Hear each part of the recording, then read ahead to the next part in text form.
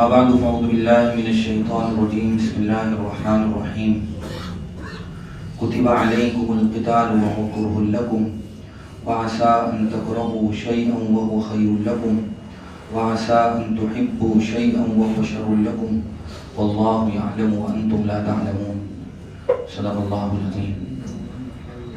محترم بزرگوں، دوستوں، میرے دینی اور ایمانی بھائیوں، اللہ تبارک و تعالیٰ نے مختلف مقامات بنائے ہیں جن مقامات کی اپنی الگ الگ مختلف نوعیتیں اور خصوصیتیں ہیں۔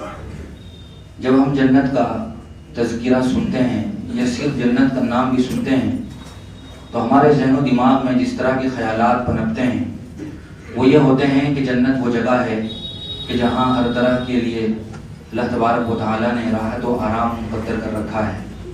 وہاں کسی بے چینی بے قراری کا نام و نشان نہیں ہے۔ وہاں مختلف قسم کے منچاہے لذیذ پکوان ہر وقت ہر دم موجود ہیں۔ وہاں ہماری خدمت کے لیے مستقل خدام موجود ہیں۔ جنت میں دودھ، شہد اور شراب کی نہریں ہیں۔ اس طرح کے خیالات ہمارے ذہن و دماغ میں فوراً آنے لگتے ہیں کیونکہ اللہ تبارک و تعالیٰ نے جنت کو بنایا ہی ہے انہی سب نعمتوں کے لیے۔ جب ہم جہنم کا تذکرہ کرتے ہیں اور اس کا نام سنتے ہیں تو ہمارے ذہن میں یہ بات آتی ہے کہ جہنم وہ بدترین جگہ ہے کہ جہاں مختلف قسم کے خطرناک عذاب ہیں، مختلف طرح کی سزائیں ہیں، وہاں مختلف طرح کی آگ ہے جو انسان کو لمحے بھر میں بھسم کر دے گی، وہاں مختلف قسم کے خطرناک اور چیر پھاڑ کھانے والے جانور ہیں جو مسلسل انسان کو اذیت پہنچاتے رہیں گے، پیپ ہے جو پینے کے لیے دیا جائے گا، کانٹے ہیں جو کھانے کے لیے دیے جائیں گے۔ تو یہ مختلف قسم کے تصورات ہیں اور جہنم کو بھی اللہ تبارک و تعالیٰ نے گویا نافرمان لوگوں کو سزا دینے کے لیے ہی وجود دیا ہے۔ لیکن اس کے علاوہ ایک تیسرا مقام ہے جس کو ہم عالم دنیا کے نام سے جانتے ہیں۔ دنیا کا جب ہمارے ذہن و دماغ میں کوئی تصور ابھرتا ہے تو ساتھ ساتھ میں یہ بات بھی آتی ہے کہ دنیا وہ جگہ ہے جس کو اللہ تبارک و تعالیٰ نے خیر و شر کا سنگم بنایا ہے۔ اللہ تبارک و تعالیٰ نے دنیا کو خوشی اور غمی کی آماجگاہ بنایا ہے۔ انسان اس دنیا میں جب اس کو منچاہی چیز ملتی ہے تو خوش ہو جاتا ہے، اور جب کسی ناگوار چیز کا سامنا کرنا پڑتا ہے، کسی حادثے کو انسان جھیلتا ہے تو وہ پھر ناخوش ہونے لگتا ہے، غمی محسوس کرتا ہے۔ تو دنیا اللہ تبارک و تعالیٰ نے کچھ اس انداز میں بنائی ہے کہ یہاں خوشی اور غمی دونوں طرح کی باتیں ہیں۔ لیکن اس خوشی اور غمی کے پیچھے ایک بہت بڑی حقیقت ہے، وہ یہ ہے کہ دنیا کی خوشی بھی دائمی نہیں ہے اور دنیا کا غم بھی دائمی اور ہمیشہ رہنے والا نہیں ہے۔ انسان جب دنیا میں مختلف مصیبتوں، اذیتوں اور مشکلات سے دوچار ہوتا ہے تو اگر وہ آدمی صاحب ایمان ہے اور ایمانی تقاضوں پر چلتا ہے اور اللہ تبارک و تعالیٰ نے انسان کو اس دنیا کے بارے میں جو اس حقیقت سے آگاہ کیا ہے اس سے بھی وہ بخوبی واقف ہے، تو جب کبھی وہ مصیبت سے دوچار ہوتا ہے تو وہ فطری طور پر گھبراتا ضرور ہے لیکن وہ مایوس اور نا امید نہیں ہوتا ہے۔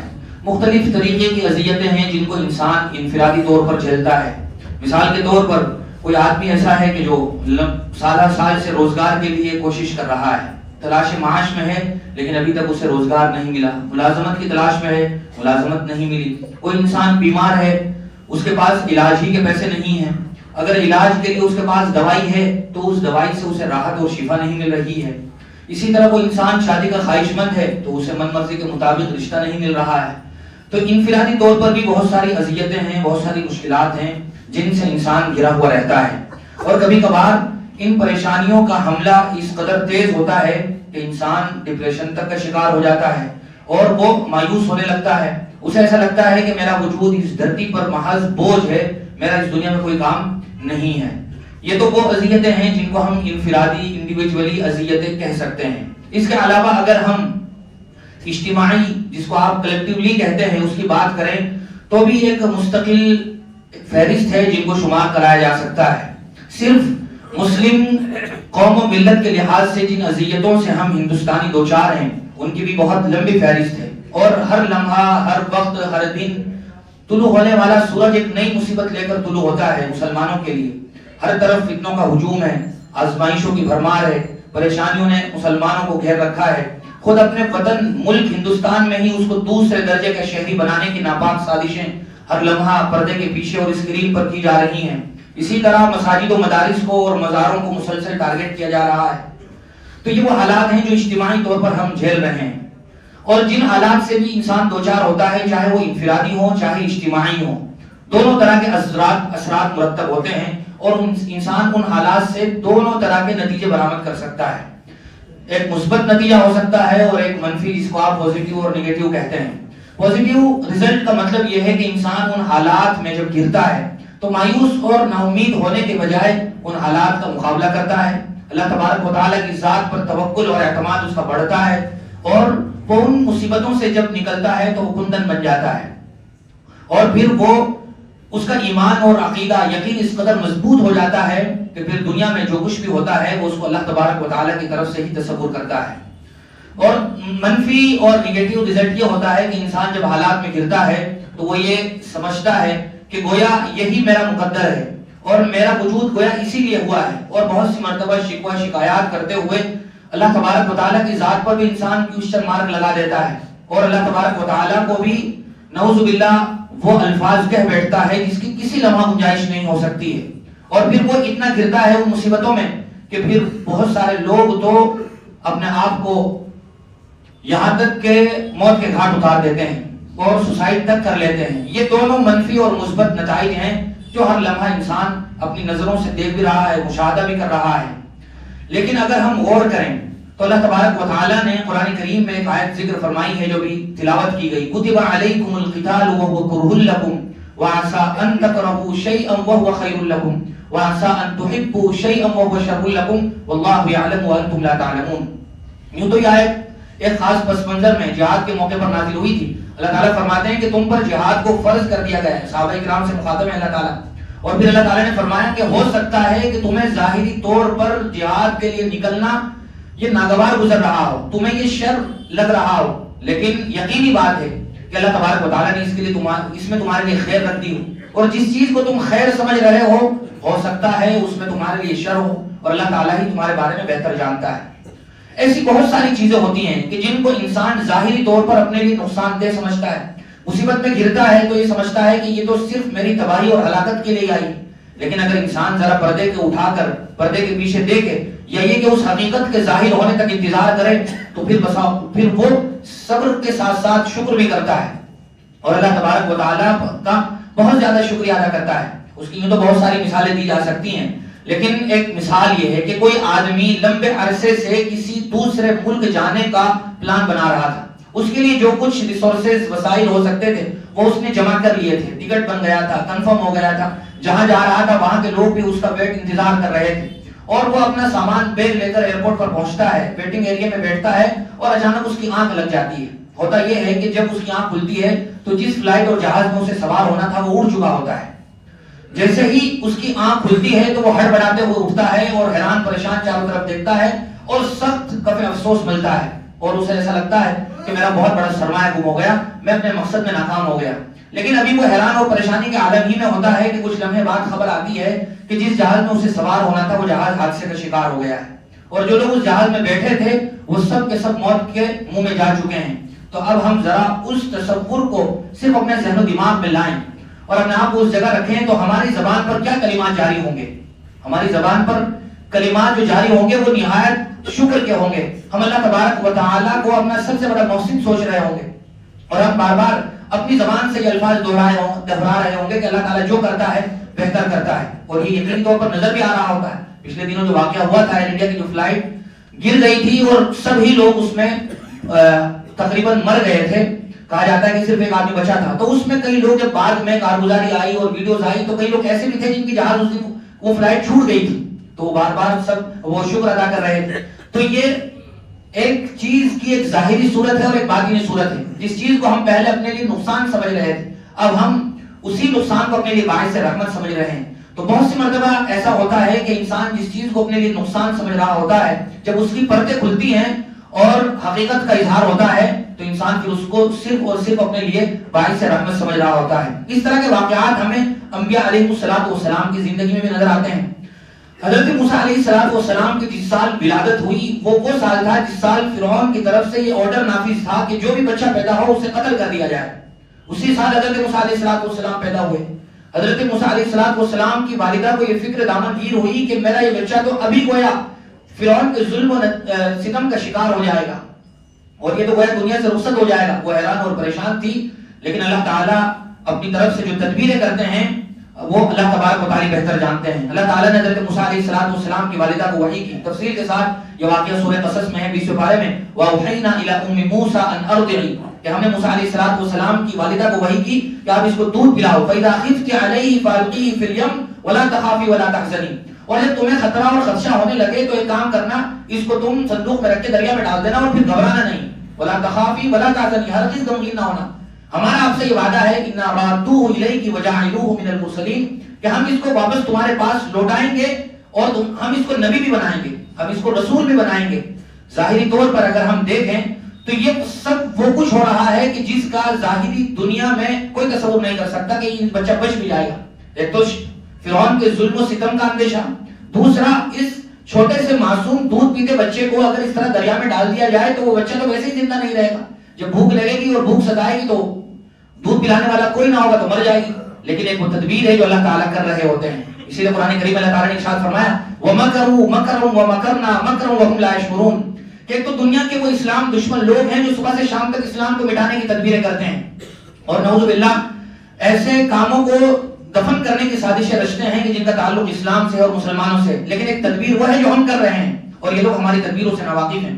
ایسا ہی ہوا، حضرت موسیٰ علیہ السلام صحیح سلامت پہنچے.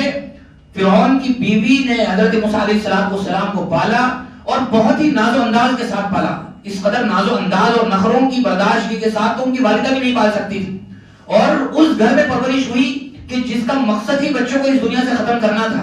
حضرت موسیٰ علیہ السلام پل رہے ہیں، پروان چڑھ رہے ہیں اور ان کی نشو نما ہو رہی ہے.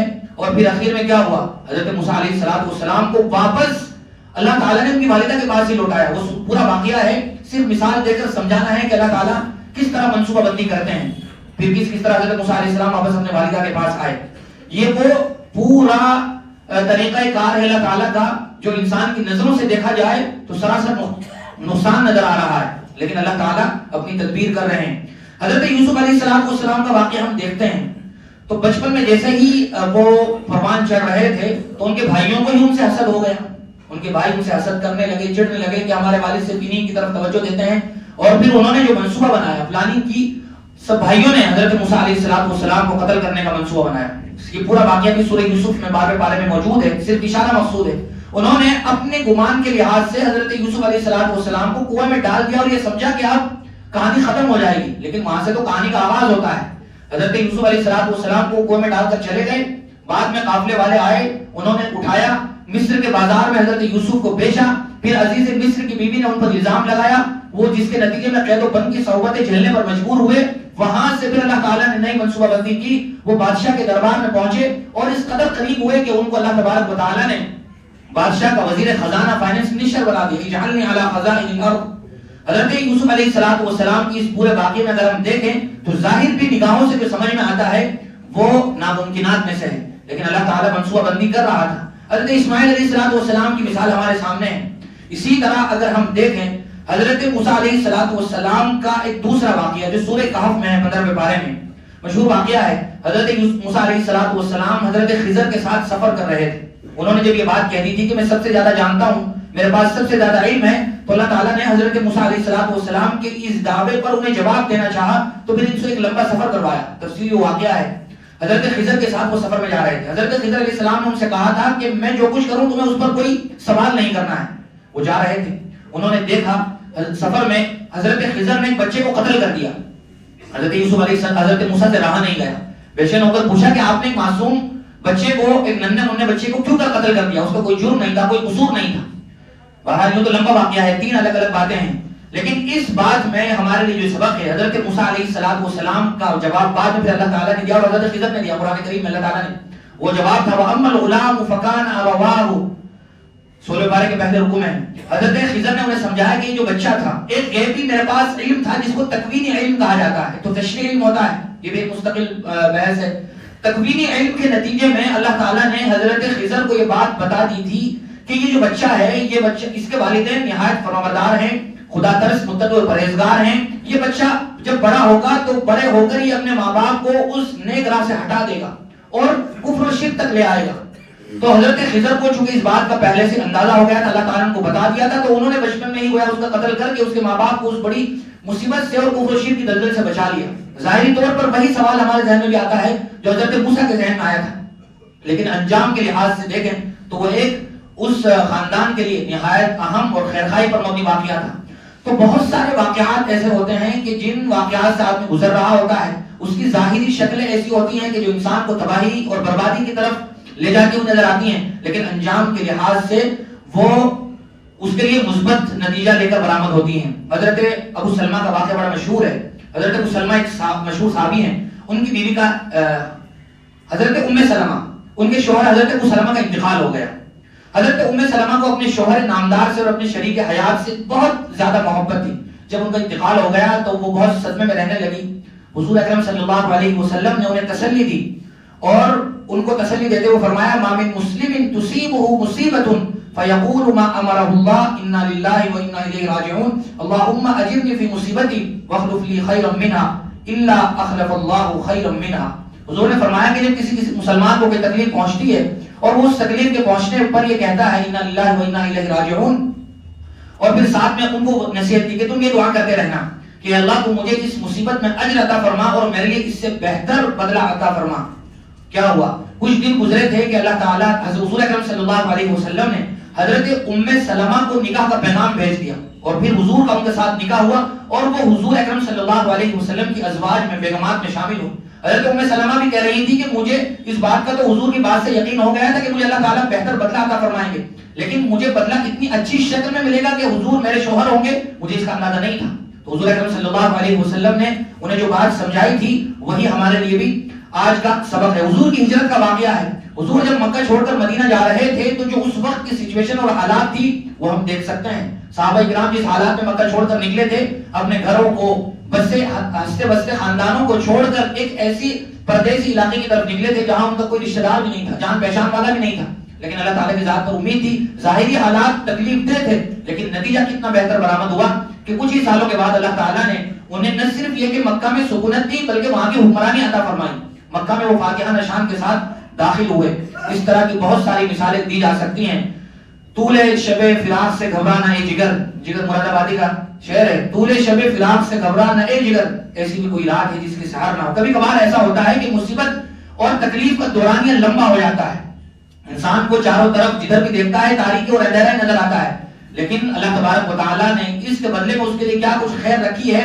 وہ جب بہت سی مرتبہ دنیا میں ہی وہ اسے دیکھ لیتا ہے, بہت سی مرتبہ دنیا میں ہی وہ اسے دیکھ لیتا ہے, اور دنیا میں نہیں تو آخرت میں تو اللہ تبارک و تعالیٰ نے اس کی صبر و استقامت کا جو بدلہ رکھا ہے وہ اس قدر عظیم ہوگا اور زبردست ہوگا کہ پھر انسان رشکی کرتا رہے گا. ان واقعات سے ہمیں یہ بات پتہ چلتی ہے کہ اگر کوئی آفت آئے, کوئی پریشانی آئے تو اس کے روشن پہلو پر انسان کو نظر رکھنا چاہیے اور اس پریشانی میں بھی اپنے لیے اچھی منزل تلاش کرنے کی کوشش میں رہنا چاہیے. اگر کوئی آدمی ہمیں لیمو کے رس کا کوئی پیالہ دے دے تو ہم اس میں اپنی طرف سے شکر ملا کر اس کو اپنے لیے اچھا لذیذ مشروب بنا سکتے ہیں.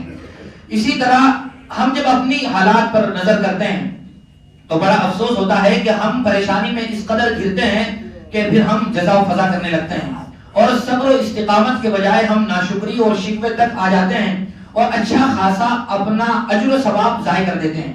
حضور اکرم صلی اللہ علیہ وسلم کا ہی واقعہ ہے. آپ جا رہے تھے, کوئی خاتون وہ اپنے کسی عزیز کی موت پر بہت زیادہ رو رہی تھی اور اس طرح کی باتیں زبان سے کہہ رہی تھی جو نامناسب باتیں تھی. حضور اکرم صلی اللہ علیہ وسلم کے کہنے پر اس نے آخر میں کہا کہ اب تو صبر ہی کرنا پڑے گا, لیکن پھر حضور نے بات ارشاد فرمائی الصبر عند الصدمۃ الاولی, کہ صبر اول مرحلے میں ہوتا ہے. ہمارا عمومی رواج یہ ہے کہ جب ہم کسی مصیبت میں گھرتے ہیں, پریشان ہوتے ہیں, تو پہلے تو جو کچھ ہم بول سکتے ہیں بول کر اپنی بھڑاس نکال لیتے ہیں, جو کچھ ہم برے الفاظ کہہ سکتے ہیں, شکو شکایات کر سکتے ہیں. جب لگتا ہے کہ اب کوئی نتیجہ برآمد نہیں ہو رہا ہے تو پھر آخر میں کہتے ہیں کہ اب تو صبر ہی کرنا پڑے گا. تو ہم اچھا خاصا صبر کا ثواب ضائع کر چکے ہوتے ہیں. جس وقت ہمیں صبر کرنا چاہیے تھا اس وقت ہم نے صبر نہیں کیا اور شکو شکایات پر لگے رہے, اور جب کچھ نظر نہیں آیا ظاہری طور پر آدمی کو, پھر کہتا ہے کہ اب تو صبر ہی کرنا پڑے گا, صبر کے علاوہ کوئی چارہ نہیں ہے. ہم یہ بات بہت سی مرتبہ دیکھتے ہیں, خاص طور سے خواتین میں یہ بات مردوں کے مقابلے میں زیادہ نظر آتی ہے, جزا و فضا و شکو شکایات والی. تو یہ ایسی باتیں ہیں جو انسان کو اچھے خاصے ثواب سے محروم کر دیتی ہیں. اتنا ہی نہیں, ہمیں ان بنیادی کمزوریوں پر بھی نظر رکھنی چاہیے جن کی وجہ سے ہم حالات میں گرتے ہیں اور پریشانیوں کا شکار ہوتے ہیں. ہم انفرادی طور پر بھی غور کر سکتے ہیں کہ میں کن خامیوں اور برائیوں میں مبتلا ہوں. میں دوسروں سے نفرت کرتا ہوں، حسد کرتا ہوں، میرے ذہن و دماغ میں بغض اور عداوت پل رہی ہے اور پنپ رہی ہے.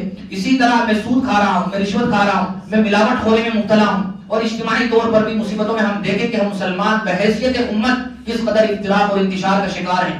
ہم کس قدر آپس میں گتھم گتھا ہیں، فرقہ بندیاں ہیں اور ہم آپس میں ایک دوسرے کو نقصان پہنچانے میں لگے ہوئے ہیں.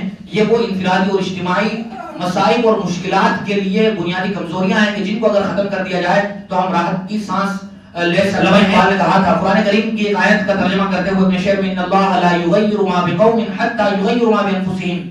خدا نے آج تک اس قوم کی حالت نہیں بدلی نہ ہو جس کو خیال خود اپنی حالت کے بدلنے کا. تو ہم انفرادی اور اجتماعی طور پر اپنے خامیوں پر نظر رکھیں اور ان کے خاتمے کے لیے جو اصول ہے ان کو اپنی زندگی میں اپلائی کرتے ہوئے پریشانیوں اور مصیبتوں میں بھی ہم ثواب حاصل کر سکتے ہیں اور پریشانیوں سے نجات حاصل کر سکتے ہیں. اللہ تعالی ہم سب کو صحیح سمجھ نصیب فرمائے. واخر دعوانا الحمدللہ رب العالمین.